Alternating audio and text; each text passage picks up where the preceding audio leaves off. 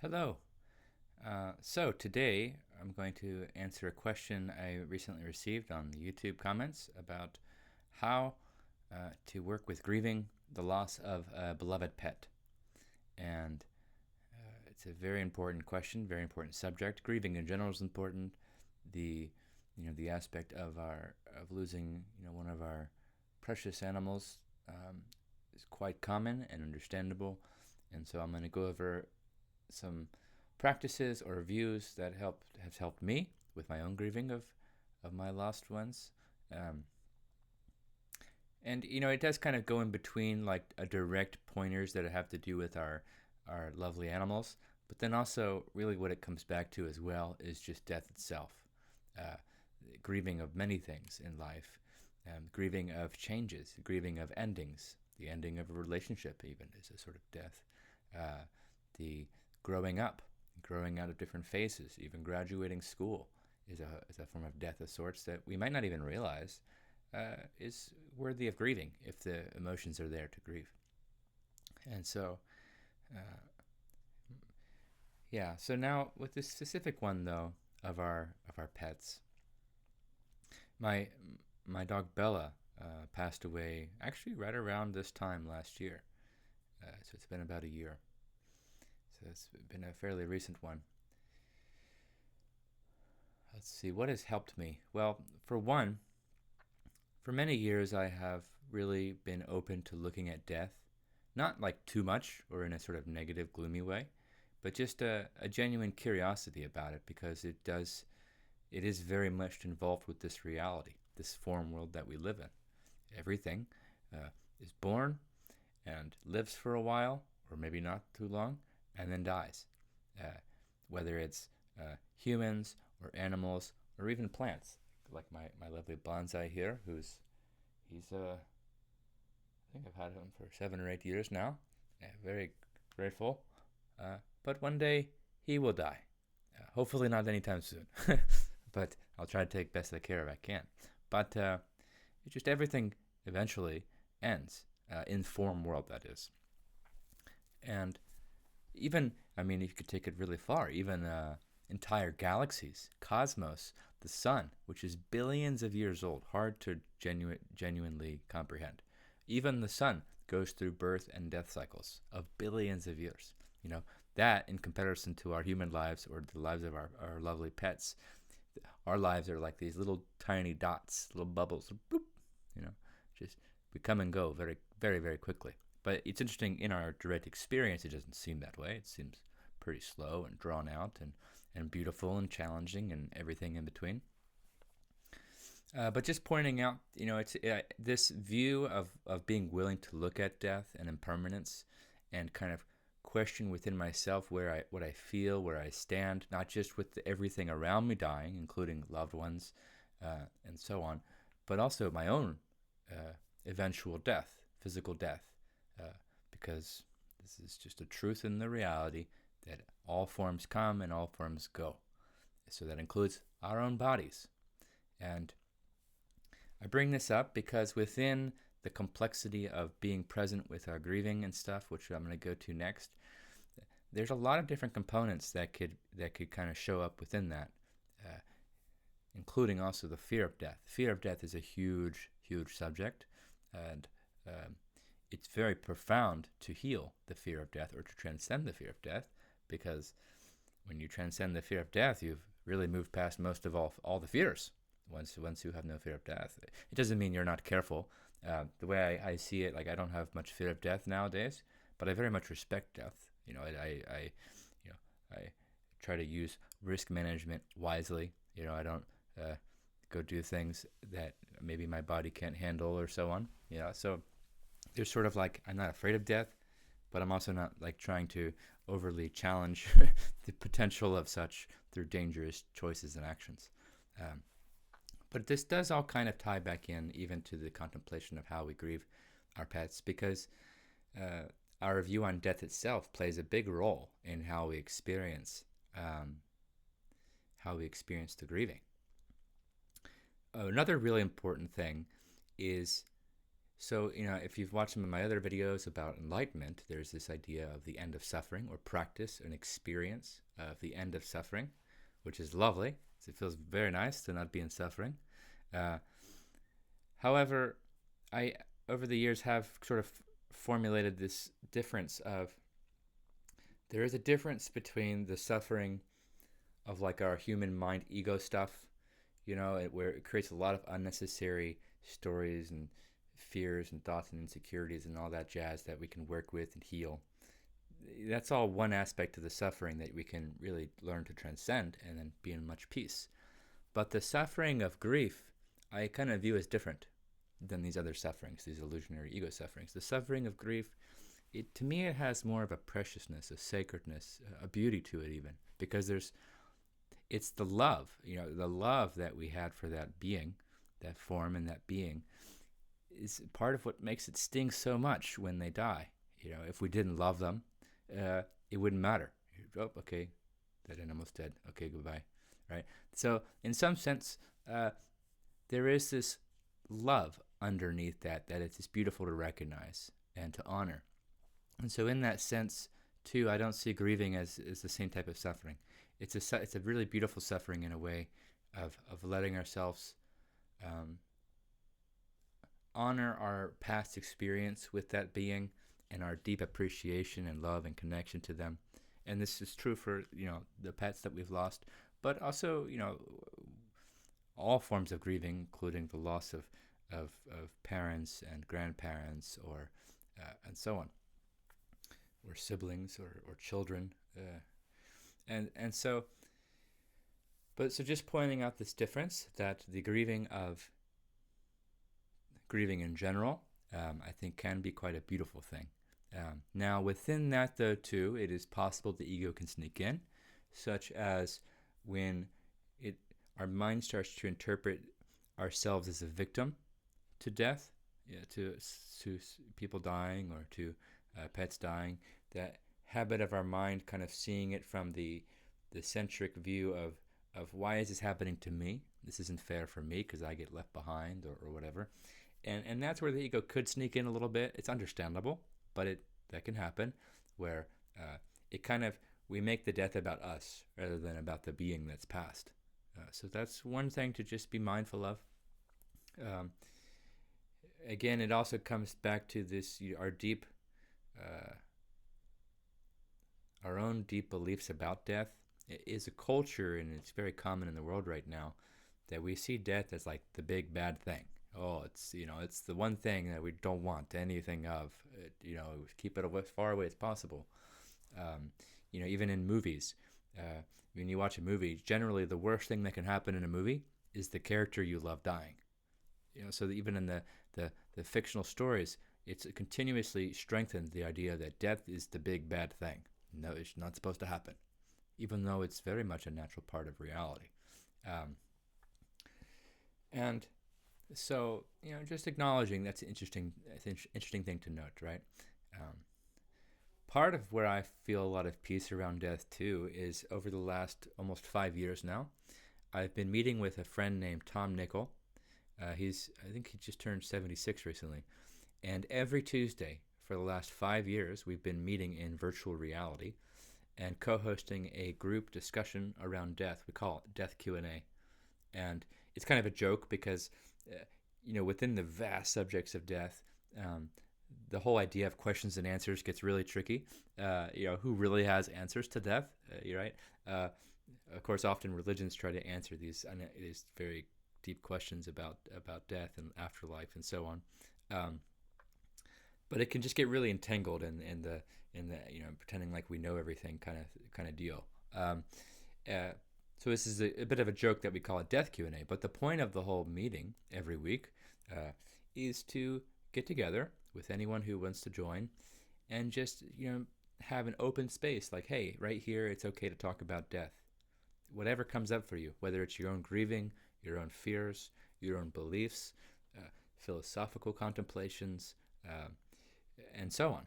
And having done this for so many hours and listened to so many different people, and holding space for everyone's, whether their sufferings, their concerns, their Uh, they're very interesting mental ideas.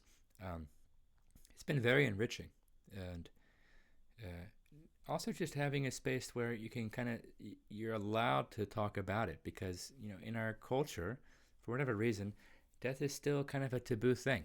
Like maybe we don't want to bring it up at family gatherings, or we don't want to bring it up in different places because we don't want to be like a downer. Or oftentimes it's because a lot of people have an innate fear about death, so they just don't want to talk about it, right? And it's kind of just become this social taboo to bring it up. Um, so that's part of the reason we found this idea very valuable, to have a space like, no, it's actually very much welcomed to bring up whatever comes up for you around death, and it's full of great insights and wisdom, and so on. So the communicating our all of our thoughts around death and our grieving process and so on with people that are able to hold space for it is a lovely practice, or it's a lovely opportunity, a way to work through the grieving. Sometimes there's like grieving support groups are kind of starting to become a thing. Um, one I just mentioned, a caution of discernment is whoever you go to uh, for holding space in your grieving, they can only hold as much space as they are able to hold of their own grieving. And it's kind of like the same discernment you need when following spiritual teachings, because sometimes there might be like a grieving group, but it actually has a particular religious background, and so while they're trying to hold space for it, they're also trying to teach you their religion. And I think that kind of does take away from the depths of the healing process of just being present without an agenda of any kind, not trying to convince anybody of anything, just a loving holding space to be able to process our emotions and so on. And so this gets now to the probably the most important part of grieving, and this is the how do we actually process this grief. Um, in the video before, I mentioned the process of processing our anxiety, and in a way, it's actually quite similar. It has a different flavor to it, though. But the idea is the same, that whenever the grieving shows up, no matter where it shows up, you could be in the middle of grocery shopping, and all of a sudden you get this big wave of sadness because you have a memory of your beloved pet, and you miss them, or so on.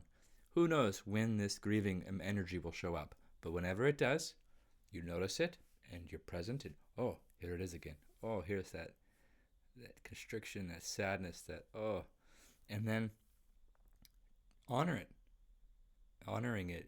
Oh, hello grief, yeah, hello sadness. When my dog Bella passed away, I previously to that had been preparing myself.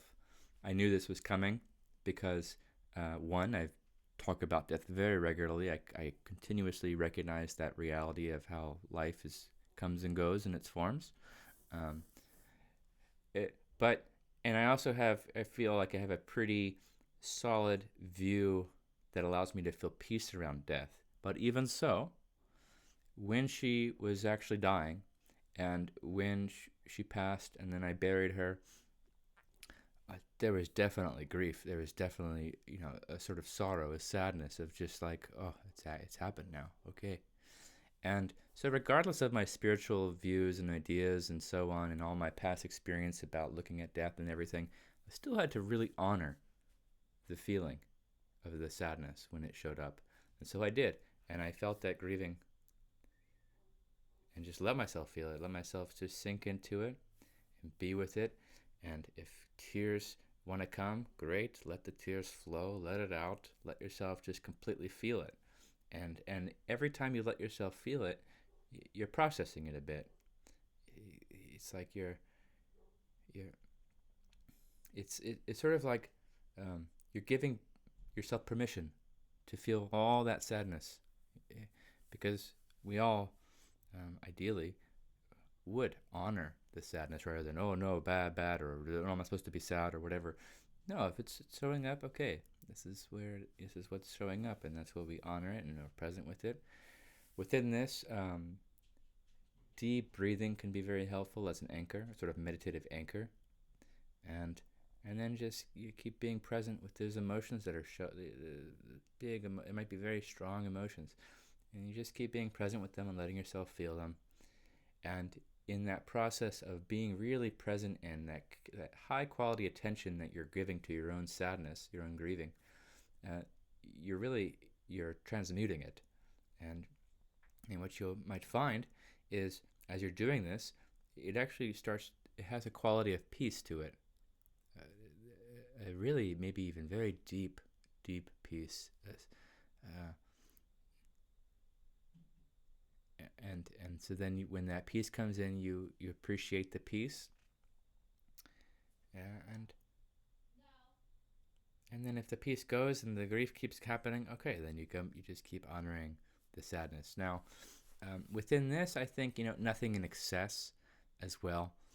It is possible that, for example, if some part of us creates a victim identity that could attach to the death, then we could actually kind of almost overindulge in the grieving, to where it's like, uh, it's almost like something in us kind of like feeding on the pain rather than honoring and processing the beauty of grief. It's like something in us is kind of like making it even more painful. And so if that's happening, the best thing you can do is just be aware of it. I can see where part of me is kind of creating a victim identity out of this, or is almost overindulging in the sadness. And that's a delicate thing. We can only practice self-observation to know for ourselves how much of the allowing ourselves to feel it is in a healthy state versus the overindulgence into almost a point of like, it's almost like a masochist type of thing, where sometimes something in us just kind of actually doesn't want to feel better. It kind of just wants to stay in the suffering.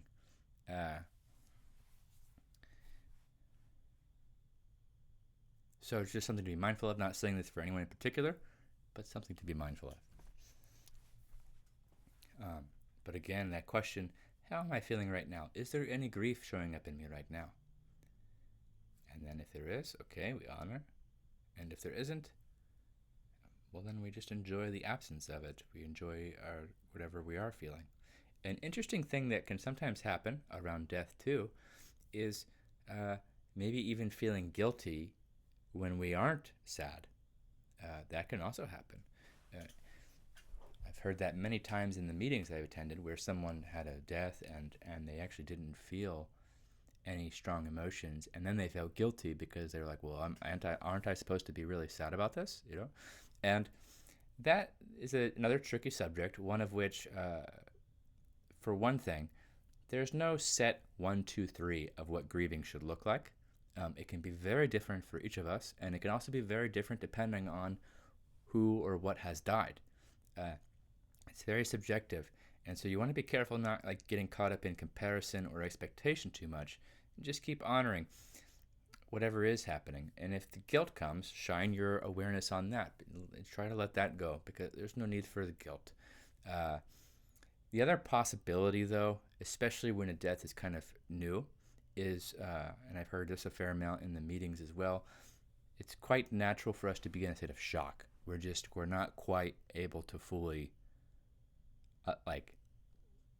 admit like this has happened.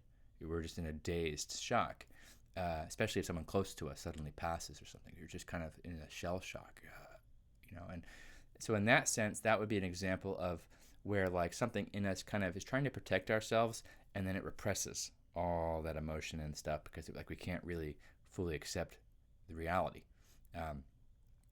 And in which case, again, though, if we were just practicing being mindfully aware of our inner space, this is part of the beauty of when sadness, or when these sadnesses and grievings show up. It's like the universe saying, hey, we want you to look at this now. You're ready to look at this a little bit more. You're ready to heal this a little bit more. Maybe not all at once. We don't need to necessarily heal it all at once. We just heal it a little bit at a time, nothing in excess. And you heal a little bit, and then you can even actually make a point after you've really felt like you've given it a good amount of a chunk of time in your day, and to be honored it and present. You can let yourself take a break.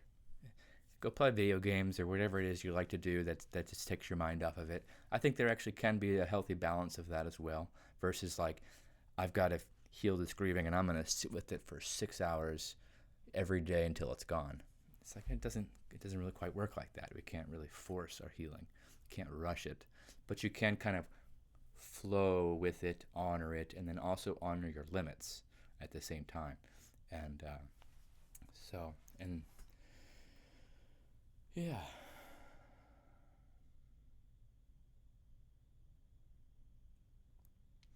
What else?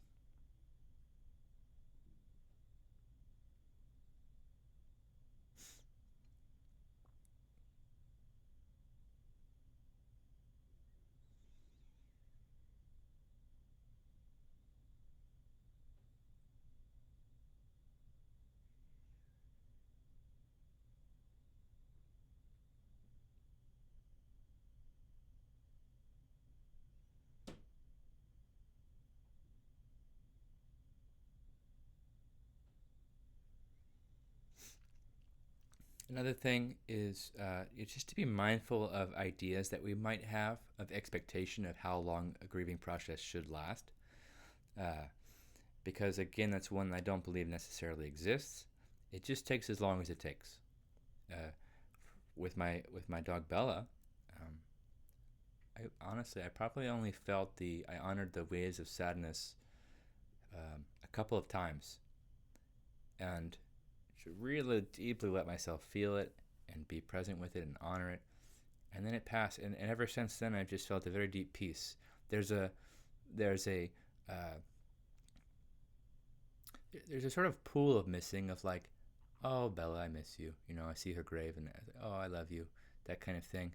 But it doesn't go much further than that. There's just like an appreciation, thank you for your life with me, kind of feeling, uh, and I look forward to uh, how maybe meeting you, and once we once I die, however next life things work. I do like the idea that we get to, once we pass, perhaps we get to revisit all the loved ones and loved things that we lost, if we so choose to.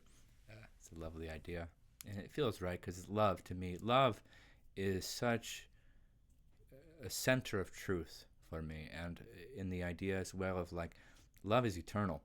And so the love that we have for anyone or any animal or so on, that love is eternal. That's not going anywhere. The form, yeah, forms come and go, but the love is like infinite. And sometimes the pain of death is actually kind of leading us to knowing this deeper and deeper, that we really aren't our bodies, because we can have spiritual ideas like, I am not my body, I am the soul experiencing a human experience, right? We can have that idea. Oh, that sounds like a cool idea, nice idea. But then when the reality of like someone dies, now we really come face to face. Like, do we really believe that we are more than our bodies? I know, I feel Bella was more than her body. Her presence, her essence was there before, and that essence cannot be destroyed. It doesn't die. And this is part of why I don't have fear of death. Because I know very deeply within myself, and also within her and with all my loved ones, that the core, the deepest aspect of what we love about everyone and everything is not of form. It's not of the body. It's not of temporary. And that's part of the lovely gift. It's like, wow, you know. But conceptually getting that versus working with the emotions where the attachment's showing, so that deep pain is saying, oh, but I was attached to her form. I was attached to, and that's totally fine. That you're not wrong for that. It's very important not to make our emotions or so on wrong, because they're not. But you honor it, and in that deep honoring, it can shift to a deeper, integrated knowing that my dog Bella was not her body to begin with. I deeply feel this, and so, though her form is now buried, her spirit, I deeply feel her spirit is still ever present. But again, this is much easier to say than to feel. And so we work with whatever we're feeling, because our feelings are also pointing at what we believe in a deeper sense. Because in the mind, I can say I believe these things, but the emotions saying, the body's saying, oh, I don't believe that. Okay, then you honor that. You work with that. It's not wrong, but you work with it. And from there, this is where the a deepening sort of happens in different ways. So that's, taking it onto that spiritual aspect as well.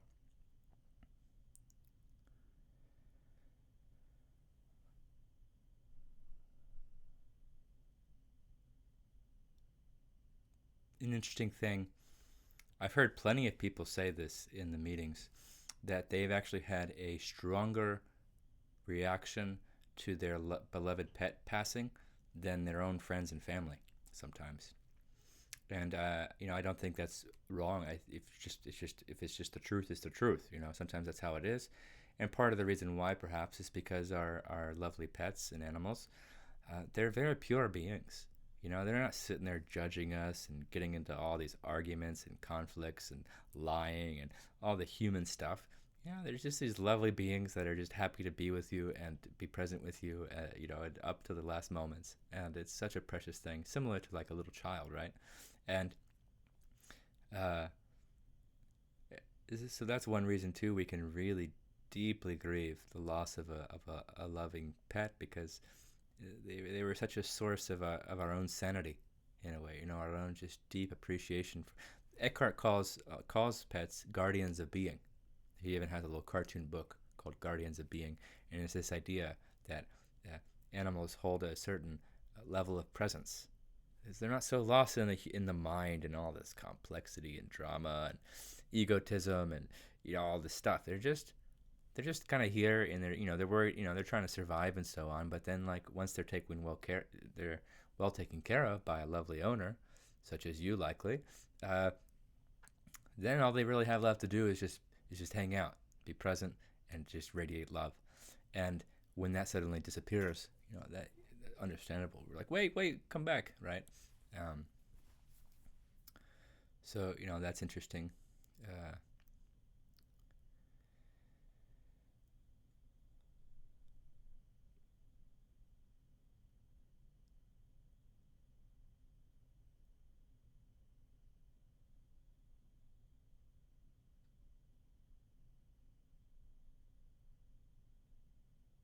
and again, grieving can be different for each of us.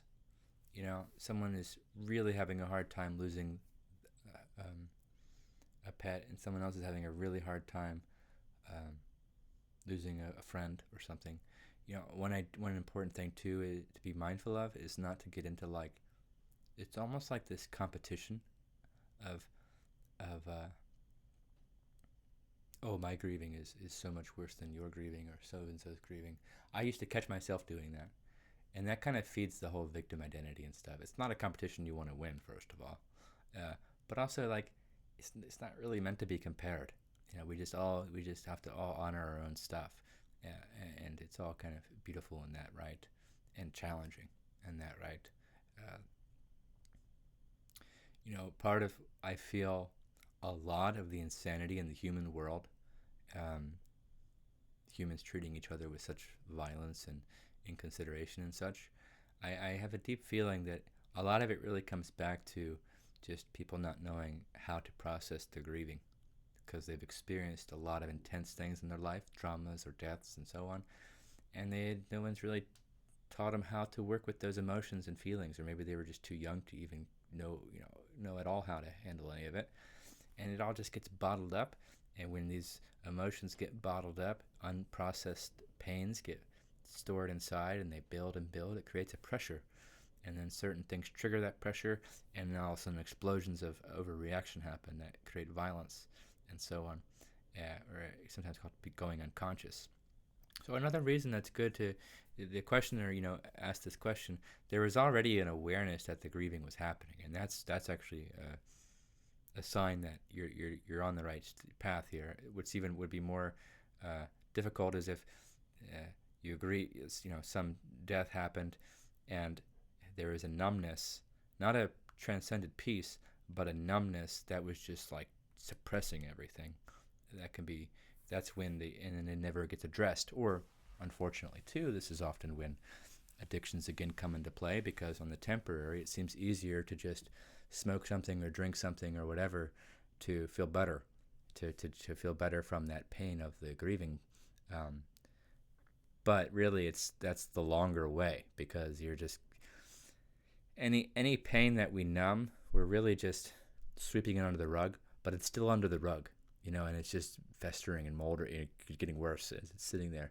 And another reason why it's such a powerful and important thing to be aware of our grief, and then to like gently keep working with it, um, rather than running away or numbing continuously, or and turning into much more complex things in our lives.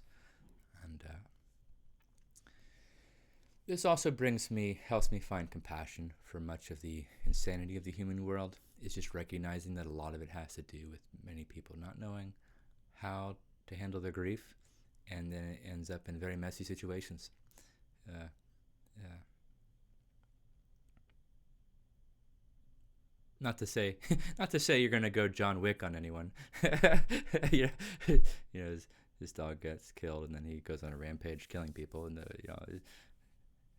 when you do that, but that emotion, right? That emotion that can come up around death can be super strong, and can actually then create more issues in our own relationships and so on. Anything else? Let's see. Anything else on this subject? It's a very important one. I'm glad you brought it up. Uh,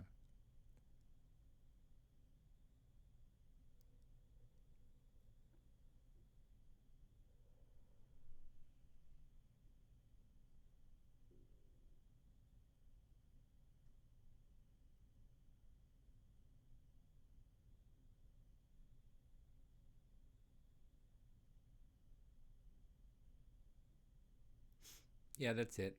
Okay. Maybe you're just here to end. We'll just sit with you and be present for a moment. Just feeling whatever we're feeling. Breathing through it if it's uncomfortable.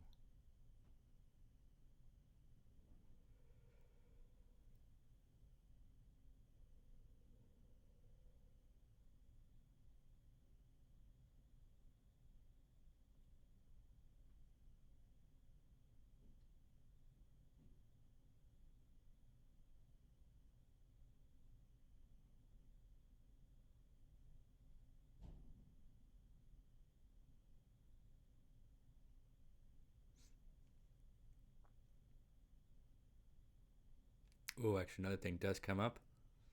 Trevor Hall has a great song. It's called "You Can't Rush Your Healing." It's a beautiful song. I recommend checking it out. Um, but also the idea, so true. Yeah, with the healing of our grieving, even if one part of you is maybe kind of exhausted from the sadness and so on, uh, finding a sort of patience with our grieving uh, can actually, ironically, can help speed up our movement towards the peace, because we get rid of these expectations, and we get rid of the pressure, like, oh, this sadness isn't supposed to be here anymore. No, if it's here, it is supposed to be here in a sense, because it is here. And so that's where like the honoring kind of allowing comes in. Oh, the sadness is back. Okay. Even so, with my example with Bella, I said that I feel a lot of peace, mostly ever since. But if the sadness were to come in, okay, then I don't go, oh, I'm already past that. No, if it shows up again, I have the vigilance of awareness. Oh, the sadness is back. Okay, let me be with it again. And then I'd be with it again. Uh, yeah, the healing of such, it just takes as long as it takes. And